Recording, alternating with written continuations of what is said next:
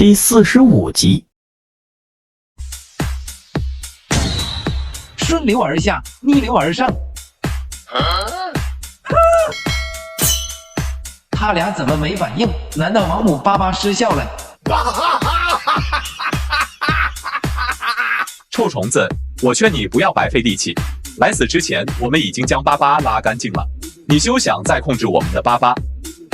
哦，是吗？看我无尽使域！元始大帝邪魅一笑，紧接着一道神光闪过，这道神光直接将漫天神佛笼罩在内。不过接引和准提排除在外。下一秒，接引和准提两眼一瞪，满脸惊骇，因为他们发现自己二人从西方挑选出来的百万佛门精锐，竟在一瞬间消失了。这怎么回事？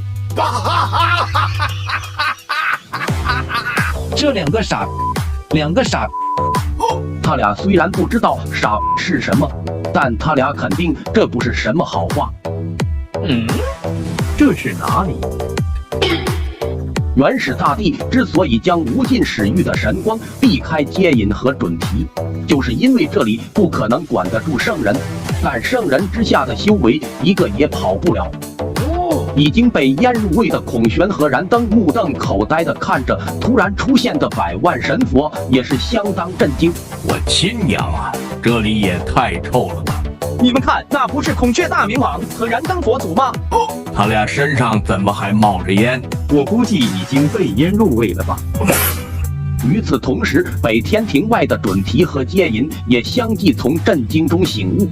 你这只臭虫，你把我佛门徒众弄哪里去了？师弟，这到底咋回事？我也不知。不过这百万佛众一旦遭遇不测，咱们佛门可就彻底完蛋了。你们不会真的天真到将巴巴拉干净就能置身事外了吗？你们别忘了，本地参悟的可是始之大道，乃是独立于3000大道之外的大道。我不仅能控制你们的巴巴，还能缔造出一个巴巴空间。尔等的佛门徒众，此刻都在我的无尽使域中当咸菜呢。小小粪球虫，威力竟如此恐怖！死虫子，坏我佛教根基，我跟你拼了！说罢，准提18手之上法宝乍现，准备不要命的打向元始大帝。接引也不示弱，直接亮出接引3宝。看这架势，势必要将这只粪球虫给大卸8块。而此时，当陈乐回到北极天庭附近后，就看到一个接着一个的天兵赶往北天门。陛下，发生何事？报陛下，西方2圣携百万神佛偷袭北天门，天蓬真君战至，形神俱灭。天游真君与异圣真君肉身已陨灭，真武大帝也身受重伤。接引、准提，你们这2个老阴威，趁我不在，竟然搞偷家这一套！报陛下，幸好您的先宠元始大帝及时赶到，否则整个北天庭恐怕都要沦陷。正在此时，整个北天庭传来一声暴喝，声音洪亮，极具威严。天不生我始克郎，10道万古入长夜，万始归宗，始来。这一日，元始大帝将登临绝顶，势必要实染天穹。来到北天门后，看着此时的北天门，不见天蓬真君踪影，只见真武大帝以及天游真君和异圣真君的2道元神。陈乐此时心中怒火已经怒不可遏，始来，一声始来，震彻9州。9天之上的老天尊和通天教主也是目瞪口呆。听说过万剑归宗的，但贫道真心没听过这万世归宗。接引和准提也是眉头一皱，相继对视一眼。师弟，当心这粪球虫的手段，虽然伤害不大，但咱们要做好心理准备。此时此刻，地仙界无论是各路大妖，亦或是地仙界的原住民，都被这一声使来给雷到不行。但很快，整个地仙界都将被即将发生的一幕所震惊。突然，只见4面八方，一坨接着一坨的巴巴发出呼呼咻咻的破空声，朝着北方天空飞去。这场面是真壮观啊！万事归真，不知是哪位大佬藏无去日子有味道的根基手动。